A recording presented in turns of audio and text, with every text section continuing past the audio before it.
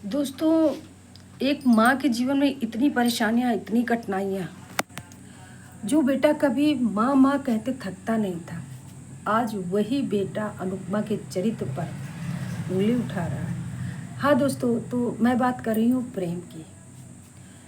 जिस बेटी के लिए, क्या अनुपमा के पास बच्चे नहीं थे?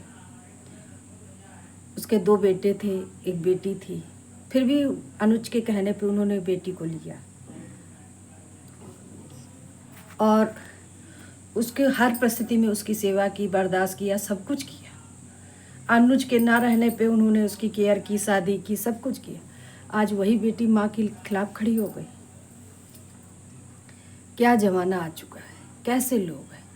अगर आज जितना राही और प्रेम बोल रहे हैं, शायद अनुज कपाड़िया होते तो नहीं बोल पाते, तो वो नहीं बोल पाते, क्योंकि अनुज कपाड़िया ने सब कुछ बर्दाश्त किया। अनुपमा के खिलाफ कभी किसी को खड़ा नहीं होने दिया। अनुज कपाड़िया में यही खासियत थी।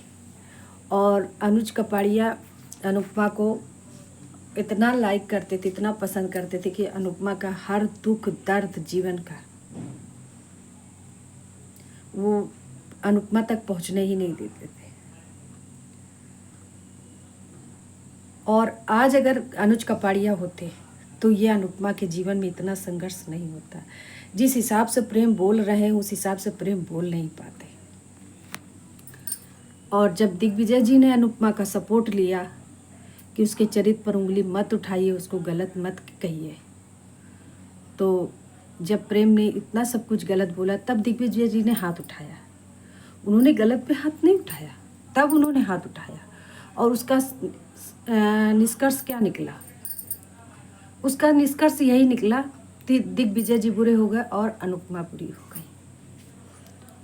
जो अनुपमा जी माँ, सासू माँ थी, आज वो केवल अनुपमा बनकर रह गई। आज केवल वो अनुपमा बन के रह गई जीवन में। कितना दुख दर्द होता है, तकलीफ होती है। जिन बच्चों के लिए हम लोग इतना करते हैं, भविष्य के लिए सोचते हैं, और जब बच्चे बड़े हो जाते हैं तब वो क्या करते हैं। और रियल में बता रहे, धन की छाती है जो अनुपमा इतना होने के बावजूद भी बर्दाश्त करती है, फिर भी बोलती है, बात करती है, बच्चों को सही राह समझाती है, सब कुछ करती है। यही तो होता है माँ का फर्ज। यही तो होता है एक माँ का फर्ज जो अनुपमा करती है। हम लोगों की लाइफ में यही है, सबको खुश रखना, सबकी बातों को देखना, सबकी जिम्मेदारियों को सहना। हम लोगों की लाइफ में यही है, और यही अनुपमा की लाइफ में है। सच बताए दोस्तों, ये अनुपमा सीरियल में अब देख कर ना खुद को इतना मतलब ये लगता है कि रियल में एक औरत की कहानी है।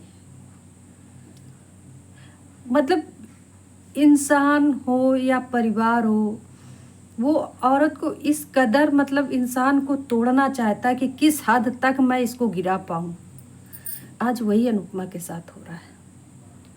तो अनुज कपाड़िया जी जहाँ भी हो, जितनी भी जल्दी हो, आप आइए, क्योंकि अब मुझे अनुपमा का ये तकलीफ और कष्ट देखा नहीं जाता। जैसे ही प्रेम ने कहा कि अनुपमा का चरित्र खराब है, अब आप उनके साथ रहेंगे, ये है वो है, तो दिग्विजय जी ने एक अच्छे दोस्त, सच्चे दोस्त के तरीके एक थप्पड़ प्रेम को मारा। क्या गलत मारा, क्या गलत मारा? तुम बेटे हो के माँ के खिलाफ इतना बोल रहे हो, और एक इंसान जिसके लिए तुम उंगली उठा रहे हो बिना वजह। दोस्ती ही, अगर प्रेरणा और प्रेम की दोस्ती थी तो क्या वो भी गलत थी? वो तो गलत नहीं मानी जाती थी, जबकि उस समय प्रेरणा प्रेम के करीब जा रही थी, सब कुछ हुआ, देखा जा रहा था, लेकिन अनुपमा ने कभी गलत नहीं समझा, ना राही ने गलत समझा। और जबकि प्रेम और अनुपमा और दिग्विजय जी के बीच में एक दोस्ती का रिश्ता, उसके लिए प्रेम ने इतना कुछ किया। और जब दिग्विजय जी ने थप्पड़ मार दिया तो पुलिस कंप्लेन हो गई। क्या बात है। कहते हैं जिसको ज़्यादा पनाह दो वही सर पे चढ़ता है। तोसू पाखी करते तो हैं, लेकिन जिस तरह राही और प्रेम अनुपमा के साथ कर रहे हैं वैसा कोई नहीं करता है। पर दोस्तों अब मैं भी यही बात कहूँगी, सभी लोग आके मेरे वीडियो पे कमेंट करते हैं अनुज कपाड़िया के लिए, तो अनुपमा की जो पोजीशन है देख के मुझे लगता है कि नहीं, अब अनुज कपाड़िया को आ जाना चाहिए। अब अनुज कपाड़िया को आ जाना चाहिए और अनुपमा की लाइफ को संभाले, सुधारे कि ज़िंदगी कैसे कटेगी अब उसकी। तो दोस्तों अब दिग्विजय जी ने, अनुपमा ने कोई बात दिग्विजय जी की नहीं सुनी। उन्होंने बस यही कहा कि अगर आप नहीं, मेरे परिवार के बीच में आप क्यों बोले और रिश्ते को आपने बिगाड़ दिया। अब दिग्विजय जी और बंकू जा रहे हैं, कहाँ जाएंगे, किधर जाएंगे, किस जगह जाएंगे, कुछ नहीं पता उन लोगों को, क्योंकि वो लोग एक अच्छे दोस्त, अच्छे साथी हैं और अच्छे लोग हैं। वो नहीं चाहते हैं कि अनुपमा को कोई तकलीफ़ परेशानी हो। तो दोस्तों आप लोग देखते रहिए वीडियो पे, ज़्यादा से ज़्यादा सपोर्ट कीजिए, लाइक कीजिए, सब्सक्राइब कीजिए, बेल आइकन की बटन दबाइएगा और नेक्स्ट जानकारी के साथ आप लोग के साथ मिलती हूँ। और आप लोग भी जल्दी से दुआ कीजिए कि जितना जल्दी हो अनुपमा के जीवन से कष्ट दूर हो और अनुपमा और अनुज का मिलन हो, क्योंकि ये घड़ी हमको भी बहुत इंतज़ार है देखने का कि कितना जल्दी हो दोनों का मिलन हो। तो दोस्तों राधे राधे, फिर नेक्स्ट वीडियो में आप लोगों के साथ आती हूँ, मिलती हूँ।